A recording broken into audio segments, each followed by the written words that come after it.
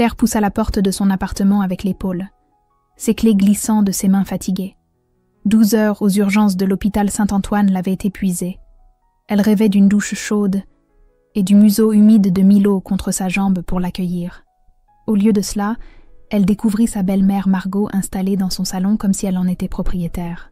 « Ah, te voilà enfin !» lança Margot sans lever les yeux de son magazine. « Thomas m'a expliqué pour mes canalisations. Je vais rester quelques jours. » Claire figea. Thomas, affalé dans le canapé, évitait son regard. Il n'avait même pas eu la courtoisie de la prévenir. « Quelques jours ?» répéta Claire, sentant l'irritation monter. « Le temps que le plombier intervienne. » Margot balaya l'appartement du regard comme si elle l'inspectait. « Dis-moi, où ranges-tu tes serviettes propres ?» Celles dans la salle de bain sentent l'humidité. Claire serra les poings. Elle venait de faire la lessive 3 jours plus tôt. Milo choisit ce moment pour sortir de la cuisine, sa queue battant joyeusement à la vue de sa maîtresse. Le berger allemand se dirigea vers Claire avec son enthousiasme habituel. « Sors immédiatement cet animal sale et puant, ou je m'en débarrasse moi-même », explosa Margot en pointant Milo d'un doigt accusateur. Le silence tomba comme une chape de plomb. Claire sentit quelque chose se briser en elle. Non pas de tristesse, mais de colère pure. Milo n'était pas juste un chien. C'était son compagnon depuis 3 ans, sauvé d'un refuge où il attendait l'euthanasie. Non. Le mot sortit avec une fermeté qui surprit Claire elle-même. Thomas releva enfin la tête, les yeux écarquillés. « Pardon ?» Margot se redressa, ses lèvres pincées formant une ligne mince. « J'ai dit non. » Claire s'avança, ses mains tremblant légèrement mais sa voix restant stable. « Milo vit ici. C'est chez lui. »« Thomas !»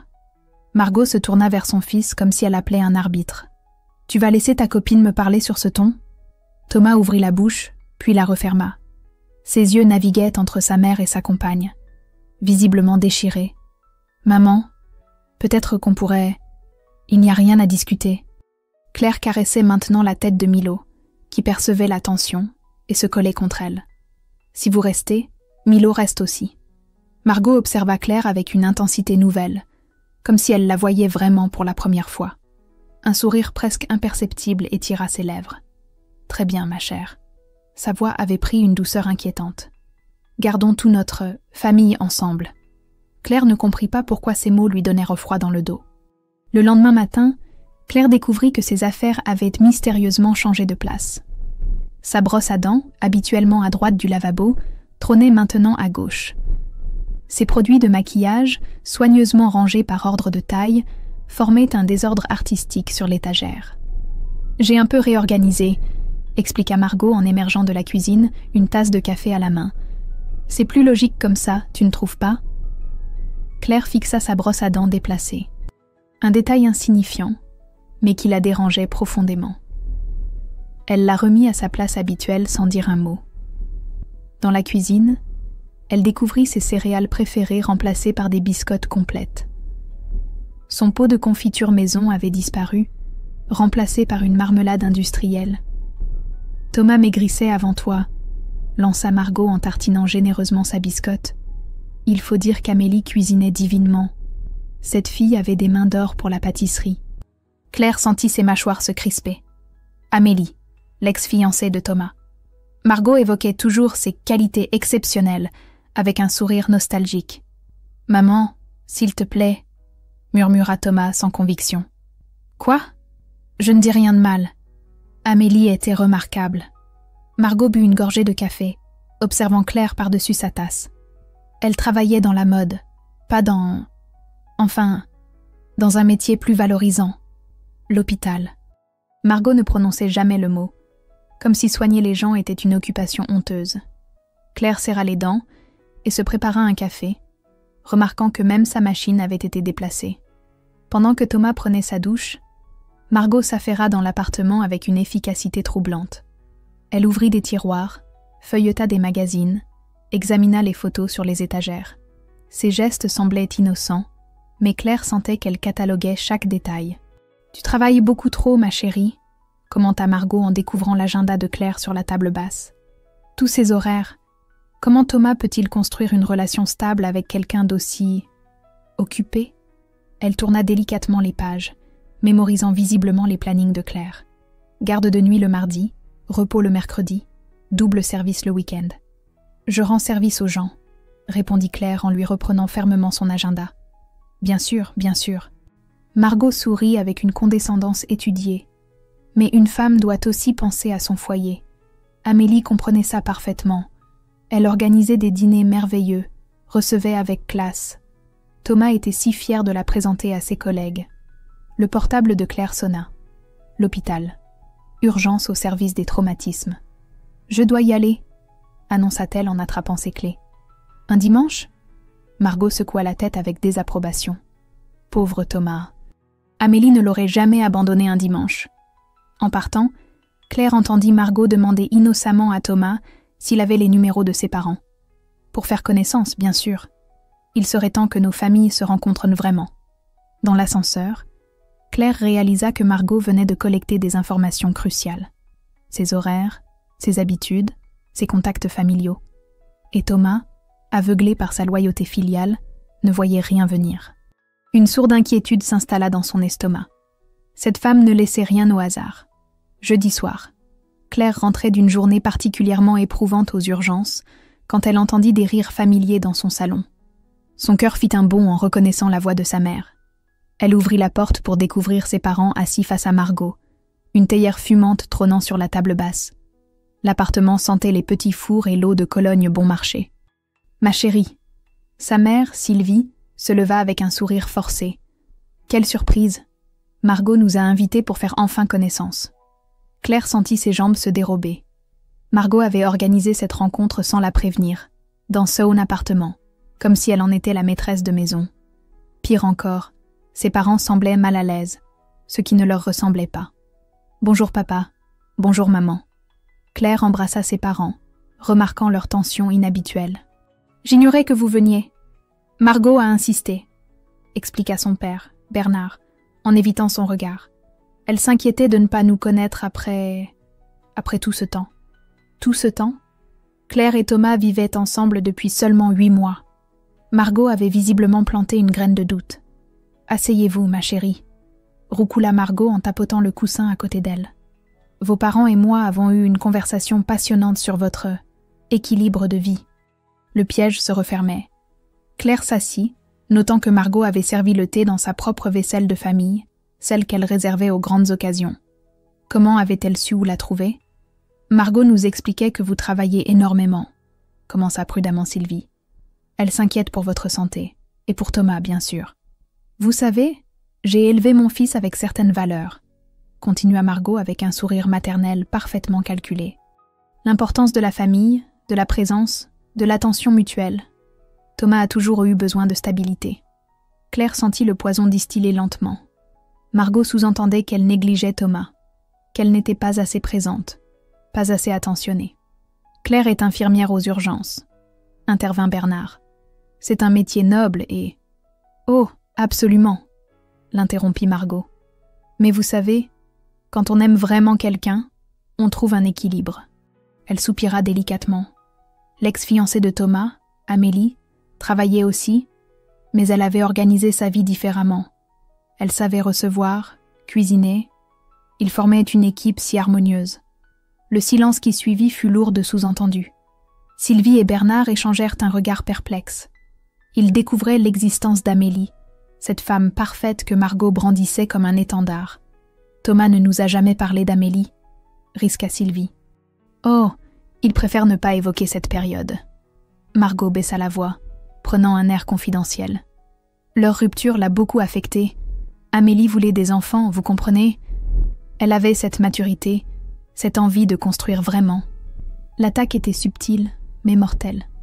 Margot venait d'insinuer que Claire n'était pas prête pour l'engagement, qu'elle était égoïste, centrée sur sa carrière au détriment de l'amour véritable. « Claire travaille pour aider les gens », protesta faiblement Bernard. « Bien sûr, bien sûr. » Margot servit une autre tasse de thé. « Mais voyez-vous, Bernard, quand une femme rentre épuisée chaque soir, quand elle part travailler les week-ends, quand elle n'a jamais le temps de préparer un vrai repas. » Elle laissa la phrase en suspens. Thomas me confie parfois ses doutes. Il se demande si Claire et lui veulent vraiment la même chose. Claire serra ses poings sous la table. Margot mentait effrontément, mais avec une telle sincérité apparente que ses parents commençaient visiblement à douter. « Ma chérie, » dit Sylvie en posant une main inquiète sur le bras de Claire. « Tu es sûre que tout va bien ? Tu sembles si fatiguée ces derniers temps. »« Voilà exactement ce dont je parlais, » s'exclama Margot triomphalement. « Même votre propre mère le remarque. » Thomas choisit ce moment pour rentrer, ignorant totalement la tension qui régnait dans la pièce. Il salua poliment les parents de Claire, accepta une tasse de thé de sa mère et s'installa confortablement. « Alors, cette réunion de famille ?» demanda-t-il innocemment. Margot sourit avec une satisfaction évidente. Elle venait de réussir un coup de maître. Isoler Claire de ses propres parents en semant le doute dans leurs esprits. Et Thomas, par sa simple présence détendue, validait involontairement chaque insinuation de sa mère. Quand ses parents partirent une heure plus tard, Claire lut dans leurs yeux une inquiétude nouvelle. Margot avait gagné cette bataille sans livrer un seul combat direct. « Tes parents sont charmants », déclara Margot en débarrassant la table. « J'espère pouvoir les aider à mieux te comprendre. » Claire réalisa avec horreur que cette femme venait de transformer ses propres parents en alliés involontaires. Samedi matin. Claire se dirigeait vers la cuisine quand elle remarqua un petit carnet marron glissé entre les coussins du canapé. Margot venait de partir faire ses courses et Thomas dormait encore après sa garde de nuit à la pharmacie. D'abord, Claire voulut simplement le remettre en place. Mais le carnet s'ouvrit dans ses mains, révélant une écriture fine et méthodique. Ce qu'elle découvrit lui glaça le sang. Claire, observation, était écrit en haut de la première page. Suivèrent des notes détaillées. Travail mardi, jeudi nuit, rentre épuisé, parle peu ces jours-là, boit 3 cafés minimum, laisse traîner affaires salle de bain, néglige ménage quand fatigué. Claire tourna la page, le cœur battant. Margot avait noté ses habitudes avec la précision d'un détective privé. Ses horaires de repas, ses humeurs selon les jours, même la fréquence à laquelle elle promenait Milo. Point faible, susceptible sur travail, réagit mal critique sur désordre, très attaché au chien, parent inquiet pour son équilibre. La page suivante contenait une liste de numéros de téléphone avec des annotations glaciales. Emma, 06 42 15 178 93. Ex-Thomas, 2019-2020. Méthode réussie. Julie, 06 38.24 67 41. Ex-Thomas, 2017-2018. Abandon après 6 mois. Sandrine, 06.55 12.89.36. Ex-Thomas, 2015-2016. Rupture provoquée. Claire faillit lâcher le carnet. Margot avait gardé les numéros des anciennes petites amies de son fils. Pire encore, elle tenait un registre de ses succès. Ses mains tremblaient en tournant les pages. Elle découvrit des stratégies détaillées. Créer doutes familiaux. Évoquer ex parfaite. Critiquer indirectement travail. Isoler progressivement. Thomas toujours loyal maman. Ne jamais attaquer frontalement. Au fond du carnet, une section intitulée Plan clair faisait froid dans le dos. Phase 1, installation domicile. Observation habitude. Faillite. Phase 2, manipulation famille. Semer doute parents. Faillite. Phase 3, comparaison ex plus critique voilée. En cours. Phase 4, incident décisif. Force et rupture. À venir. Claire photographiait discrètement chaque page avec son téléphone quand elle entendit la clé dans la serrure. Elle remit rapidement le carnet entre les coussins et fila dans la cuisine. Margot revint chargée de courses, son sourire habituel aux lèvres. « Bonjour ma chérie, j'ai acheté des ingrédients pour le célèbre gratin d'Amélie. » Thomas adorait ça. Claire ne répondit pas, trop choquée par ses découvertes. Margot remarqua son silence. « Quelque chose ne va pas ? Tu sembles troublée ? » « Non, tout va bien. » Claire s'efforça de paraître naturelle. « Je vais promener Milo. » Excellente idée. L'exercice fait du bien. Amélie courait chaque matin. Elle avait une silhouette parfaite. Dehors, Claire sortit son téléphone d'une main tremblante et composa le premier numéro du carnet. 3 sonneries, puis une voix féminine répondit. « Allô ? Bonjour, je m'appelle Claire. Je suis la compagne de Thomas. » Un silence, puis un soupir reconnaissable. « Oh mon Dieu, elle recommence. »« Pardon ? Margot. » Le nom sortit comme un poison. « Je suis Emma. Écoute-moi bien. Cette femme va détruire ta relation méthodiquement. Elle l'a fait avec moi. Avec les autres, avant moi. Elle a un plan précis. » Claire s'arrêta net sur le trottoir, Milo tirant sur sa laisse. « Vous pourriez me rencontrer ?» demanda-t-elle d'une voix blanche. « Bien sûr. Il faut que tu saches dans quoi tu t'es engagé. Et surtout, il faut que tu comprennes que Thomas... » Emma hésita. Thomas sait parfaitement ce que fait sa mère. Il l'a toujours su. Ces derniers mots frappèrent Claire comme une gifle. Thomas n'était pas aveugle ni manipulé. Il était complice.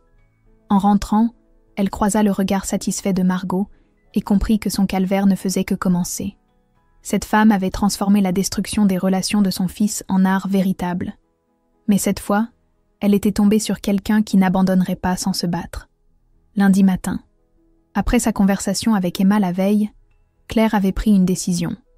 Elle annonça à Thomas et Margot qu'elle installait une caméra de sécurité dans le salon. Avec tous ces cambriolages dans le quartier, je préfère être prudente, expliqua-t-elle en fixant le petit boîtier noir près de la télévision. Thomas haussa les épaules, mais Margot réagit avec une violence inattendue. « C'est ridicule !» s'exclama-t-elle. « Tu vas nous espionner maintenant. Thomas, dis quelque chose. »« Maman, c'est juste pour la sécurité, » répondit Thomas mollement. « Je ne veux pas être filmée dans ce salon. » Margot croisa les bras, ses joues rougissant de colère. Claire nota cette réaction excessive. Une personne innocente n'aurait pas été si véhémente. Elle termina l'installation en silence, expliquant que la caméra se déclenchait uniquement en cas de mouvement quand l'appartement était vide. « C'est du voyeurisme !» cracha Margot, avant de s'enfermer dans la chambre d'amis. Le mardi, Claire partit pour sa garde de nuit avec un sentiment d'appréhension. Depuis sa découverte du carnet, elle observait Margot différemment, guettant chaque geste, chaque regard calculateur. Vers 3 heures du matin, son téléphone vibra. Un message de l'application de surveillance.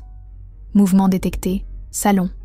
Claire vérifia la vidéo en direct depuis l'hôpital et vit Margot debout près de la table basse, tenant quelque chose dans ses mains. Du chocolat. Le cœur de Claire s'emballa. Elle connaissait la toxicité du chocolat pour les chiens. Margot ne pouvait pas l'ignorer. Sur l'écran de son téléphone, elle regarda sa belle-mère casser méthodiquement une tablette de chocolat noir en petits morceaux, puis les disposer délibérément sur le tapis, près du panier de Milo. La caméra captait tout, les gestes calculés, le regard vérifiant que personne ne venait, même le sourire satisfait quand Margot remonta se coucher. Claire enregistra immédiatement la séquence et quitta l'hôpital en urgence, inventant une excuse. Le trajet en taxi lui parut interminable. Elle trouva Milo prostré près de sa gamelle d'eau, bavant abondamment. Les morceaux de chocolat avaient disparu. Mon Dieu, Milo! Claire attrapa son chien et fila chez le vétérinaire de garde. 2 heures de perfusion et de surveillance plus tard, Milo était sauvé. Le vétérinaire confirma l'empoisonnement au chocolat, assez grave pour être potentiellement mortel. De retour à l'appartement, Claire trouva Thomas et Margot dans le salon. Margot affichait une expression de surprise parfaitement jouée. « Claire, où étiez-vous avec Milo ? Nous nous inquiétions. »« Milo a été empoisonné, » annonça Claire froidement. « Avec du chocolat. »« Oh mon Dieu !» Margot porta une main à son cœur. « Comment est-ce possible ? Qui ferait une chose pareille ?» Thomas se leva, visiblement secoué. « Il va bien ? Il survivra. » Claire sortit son téléphone. « J'ai quelque chose à vous montrer. » Elle lança la vidéo de surveillance. Sur l'écran, on voyait clairement Margot disposer le chocolat, vérifier qu'elle était seule, sourire avec satisfaction. « C'est impossible !» balbutia Thomas. « Maman, qu'est-ce que... » « Cette vidéo a été truquée !» hurla Margot. « Claire a manipulé ces images pour me faire accuser. Elle est malade, Thomas !» Thomas regardait alternativement l'écran et sa mère, ses mains tremblant légèrement. « Regarde bien, Thomas !» insista Claire. « Regarde l'horodatage, les détails. Cette vidéo est authentique. » Mais Thomas détourna les yeux. « Je ne peux pas regarder ça. Tu es en train de filmer ma mère en secret, de l'accuser d'empoisonner ton chien. » Il secoua la tête. « Tu deviens paranoïaque, Claire. » Le silence qui suivit fut assourdissant. Claire comprit qu'Emma avait raison. Thomas savait. Il choisissait consciemment de fermer les yeux, de protéger sa mère malgré l'évidence. « Tu as une preuve vidéo que ta mère a tenté de tuer mon chien, et tu refuses de la regarder ? Maman ne ferait jamais ça. répondit Thomas d'une voix blanche. Claire sentit quelque chose se briser définitivement en elle. Pas son cœur, sa dernière illusion sur l'homme qu'elle aimait. Dans ce cas, vous devez partir. Tous les deux. Maintenant. Margot esquissa un sourire victorieux, avant de feindre l'indignation. Thomas, tu vas laisser cette folle nous chasser? Mais Thomas ramassait déjà ses clés. Il avait obtenu ce qu'il voulait inconsciemment, une excuse pour ne pas choisir entre sa mère et sa compagne. En les regardant partir, Claire serra Milo encore faible contre elle. Elle avait perdu Thomas, mais elle avait enfin vu la vérité en face. La guerre ne faisait que commencer. Les 3 jours qui suivirent le départ de Thomas furent les plus difficiles de la vie de Claire. L'appartement lui semblait étrangement silencieux, sans les pas de Thomas dans le couloir, sans le bruit de ses clés sur la table d'entrée. Même Milo, encore faible après son empoisonnement, restait collé contre elle comme s'il percevait sa détresse. Le jeudi matin, Claire rassembla son courage et rappela Emma. « J'ai besoin de vous rencontrer. » Thomas est parti. « Je me doutais que ça arriverait vite, » répondit Emma avec une tristesse résignée. Margot n'aime pas traîner quand elle sent la résistance. Café des 2 magots, 15 heures. Claire reconnut immédiatement Emma. Grande, brune, élégante. Elle correspondait parfaitement au portrait de la femme parfaite que Margot dressait constamment. Mais ses yeux portaient une blessure familière. « Racontez-moi » demanda Claire après avoir commandé son café. Emma soupira en remuant son thé. « Margot m'a détruite méthodiquement en 18 mois. D'abord, elle s'est installée chez nous sous prétexte d'une dépression après la mort de son mari. Puis elle a commencé ses observations, ses comparaisons, ses critiques voilées. Les comparaisons avec une ex, avec Sandrine. » Emma eut un sourire amer. Sandrine qui cuisinait mieux, qui s'habillait mieux, qui comprenait mieux Thomas. J'ai fini par haïr une femme que je n'avais jamais rencontrée. Claire sortit son téléphone et montra les photos du carnet de Margot. Emma pâlit en reconnaissant l'écriture. Mon Dieu, elle tient vraiment des dossiers sur nous toutes. Emma examina les notes avec fascination et dégoût. Regardez, méthode réussie. Nous sommes des expériences pour elle. Vous avez gardé contact avec les autres? Avec Julie, oui. Sandrine a déménagé à Londres après sa rupture avec Thomas. Emma but une gorgée de thé. Claire, il faut que vous compreniez. Thomas n'est pas victime. Il sait parfaitement ce que fait sa mère. Il l'a toujours su. Ces mots confirmaient les soupçons de Claire. Pourquoi accepte-t-il ça? Parce que ça lui évite de s'engager vraiment. Emma regardait par la fenêtre, perdue dans ses souvenirs. Thomas a peur de l'intimité véritable. Sa mère lui fournit une excuse parfaite pour s'aborder ses relations avant qu'elles deviennent trop sérieuses. Claire sentit une colère froide l'envahir. Et nous sommes quoi dans cette histoire? Des distractions temporaires. Emma se tourna vers elle. Mais vous êtes différente. Vous avez des preuves. Vous vous êtes battue. Margot n'a pas l'habitude de la résistance. Emma sortit un petit carnet de son sac. J'ai gardé ça. Mes propres notes sur les méthodes de Margot. Julie m'a aidé à les compiler après ma rupture. Claire découvrit un inventaire précis. Les phases de manipulation, les phrases types, les techniques de déstabilisation. Emma et Julie avaient transformé leur traumatisme en études comportementales. Nous avons pensé porter plainte, mais Thomas niait tout. Et Margot n'avait jamais laissé de preuves. Jusqu'à vous. Comment ça? Votre vidéo, l'empoisonnement de votre chien. C'est la première fois qu'elle commet une erreur documentée. Emma se pencha vers Claire. Nous pourrions la coincer, toutes ensemble. L'idée germa instantanément dans l'esprit de Claire. Un dossier complet, témoignages multiples, preuves à l'appui. Exactement. Mais il nous faudrait un avocat, quelqu'un qui comprenne le harcèlement psychologique.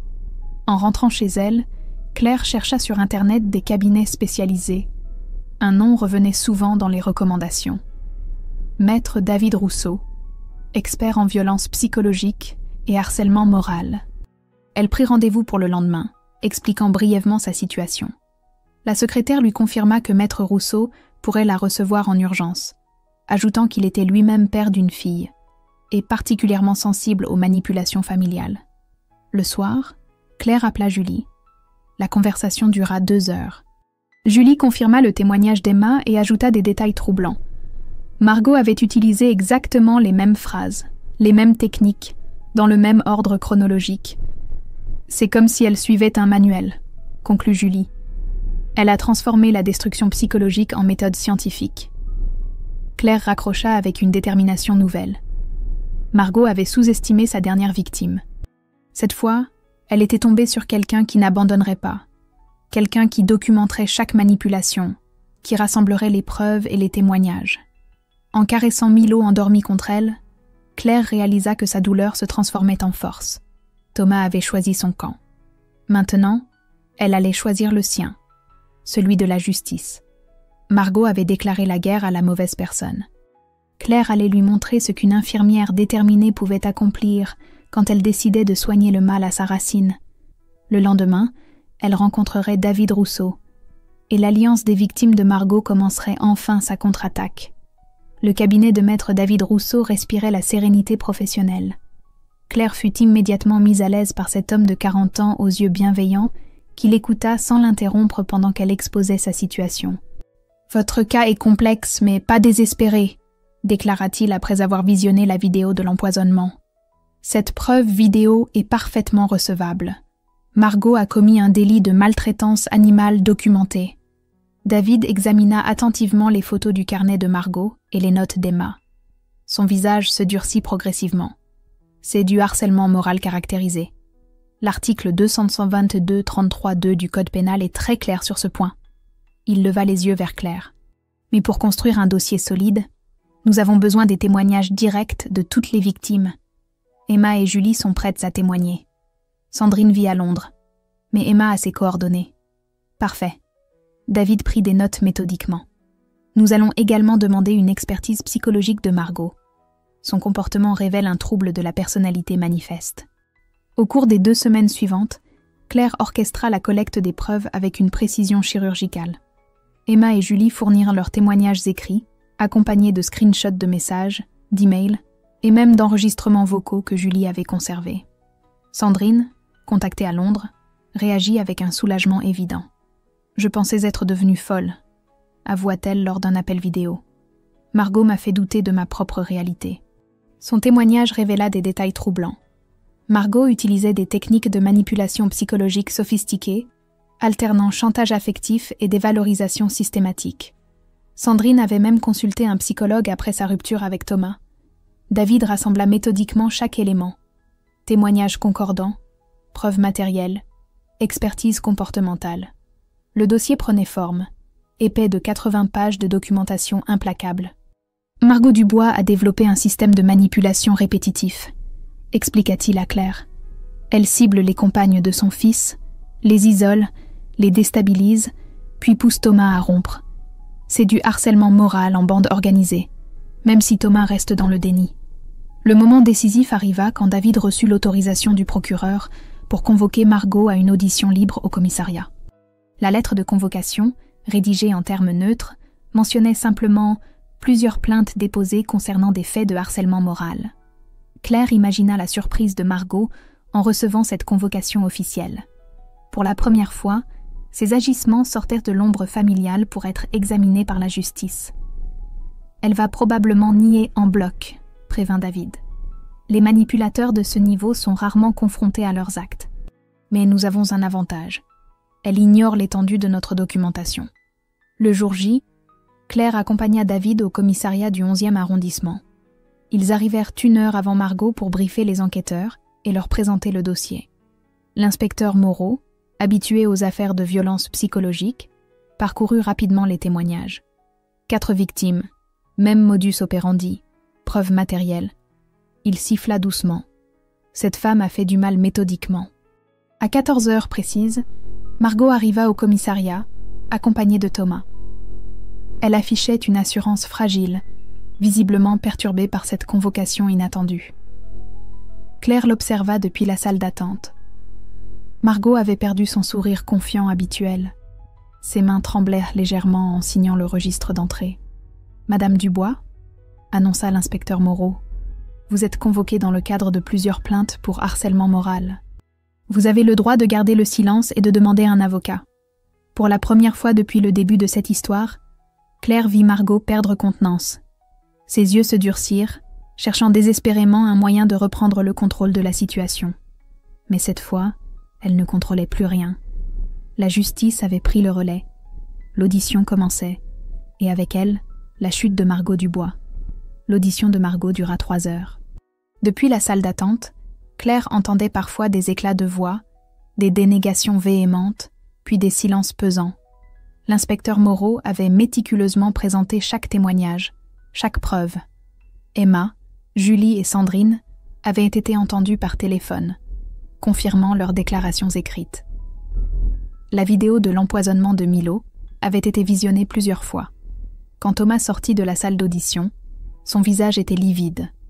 Il croisa le regard de Claire sans s'arrêter, ses épaules voûtées sous le poids de ce qu'il venait d'entendre. « Les témoignages concordent parfaitement », avait expliqué l'inspecteur à Margot. « Même méthode, même phrase, même chronologie. 4 femmes ne peuvent pas inventer la même histoire en détail. » Margot avait d'abord nié farouchement, accusant Claire de monter un complot. Puis, confrontée aux preuves matérielles, le carnet manuscrit, la vidéo, les messages vocaux conservés par Julie, elle avait tenté de minimiser ses actes. « J'essayais juste de protéger mon fils.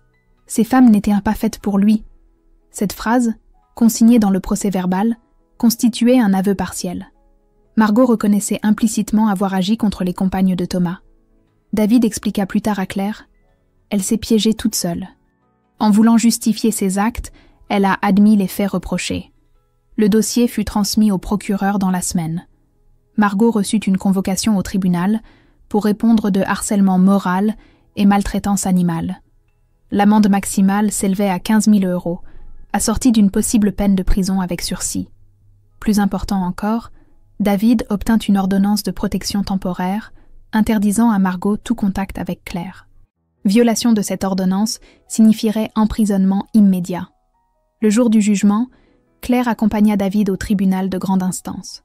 Margot était présente, assistée d'un avocat commis d'office qui semblait résigné à plaider les circonstances atténuantes. Emma et Julie avaient en fait le déplacement pour assister au procès. Leur présence silencieuse dans la salle d'audience témoignait de leur solidarité retrouvée. Le procureur présenta un réquisitoire implacable.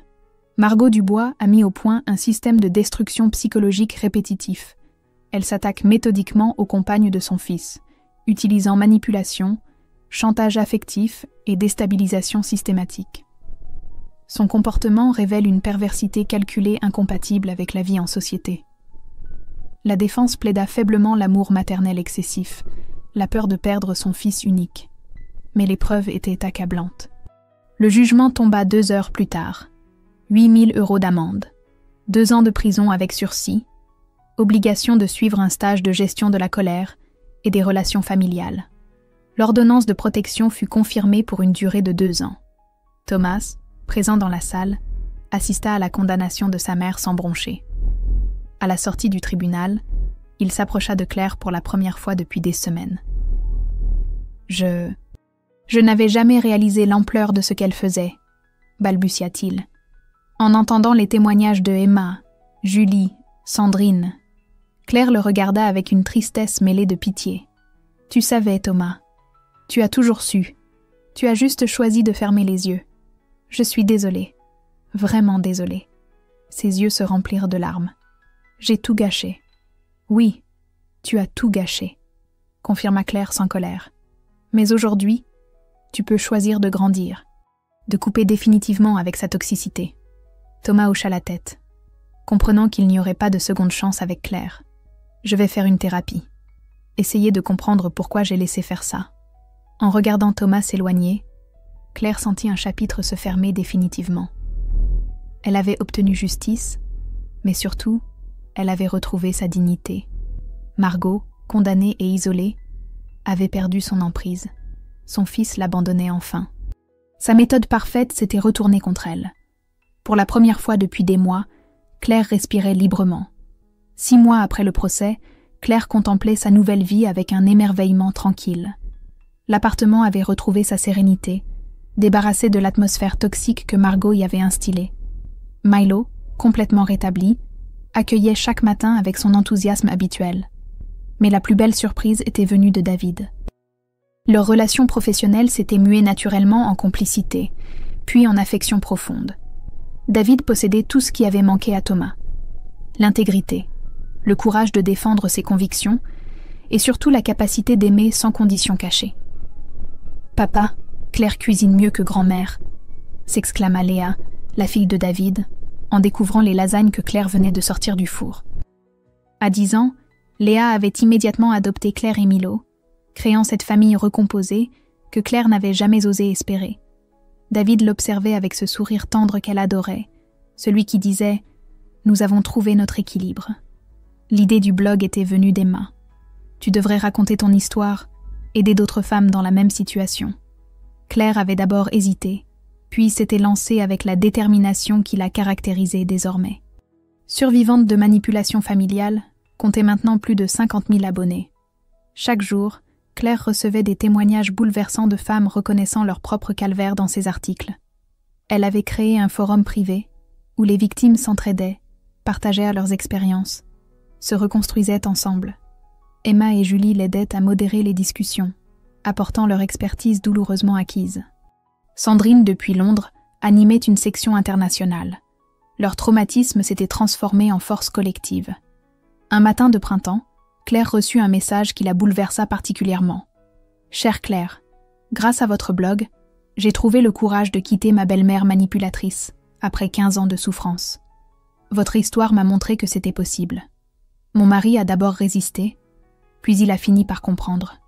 Nous suivons une thérapie de couple maintenant. Merci de m'avoir sauvé la vie.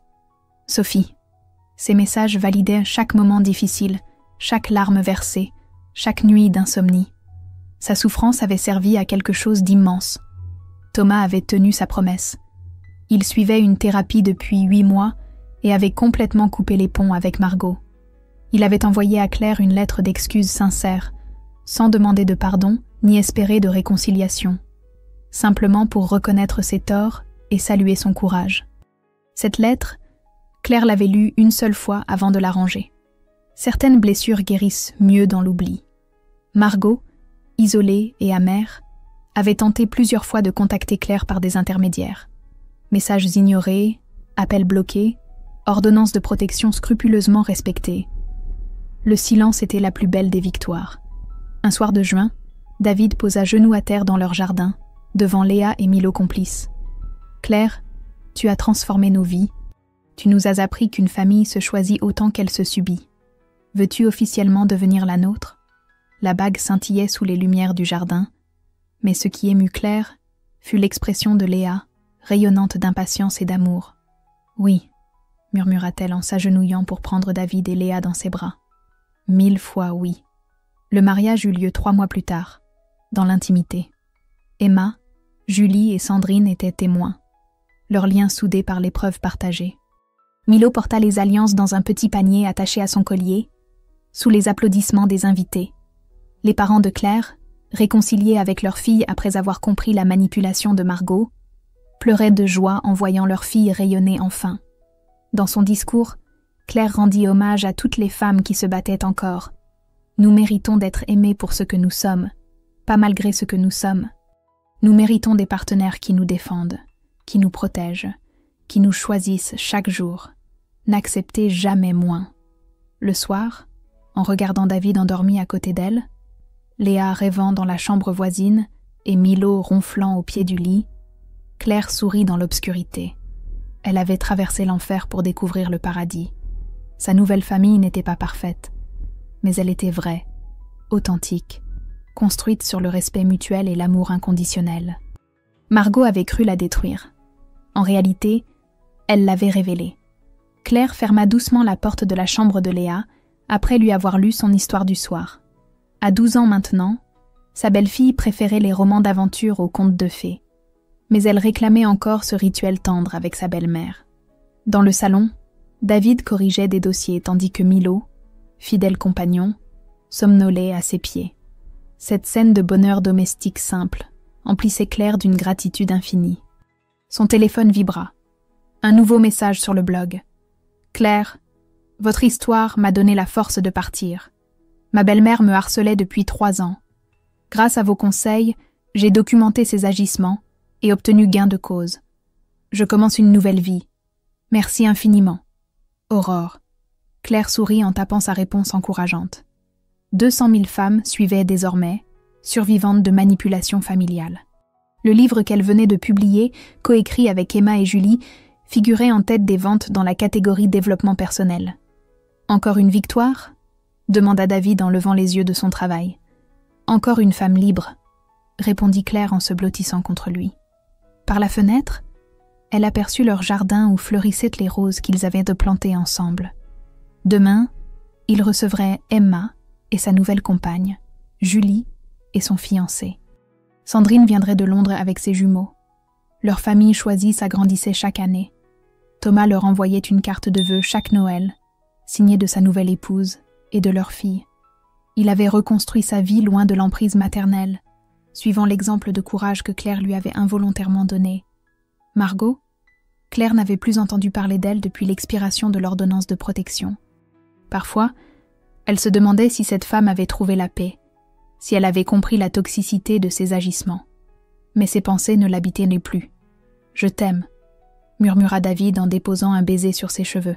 « Moi aussi je t'aime. Vous tous. » Claire avait appris la différence entre être aimée et être respectée, entre subir une famille et en construire une. Sa cicatrice invisible s'était muée en force rayonnante qui guidait aujourd'hui des milliers de femmes vers leur propre liberté. Dehors, Paris scintillait sous les étoiles. Quelque part dans cette ville, d'autres Claire découvrirent leur courage, d'autres Margot perdirent leur emprise toxique. L'amour véritable avait triomphé, et ce n'était que le début.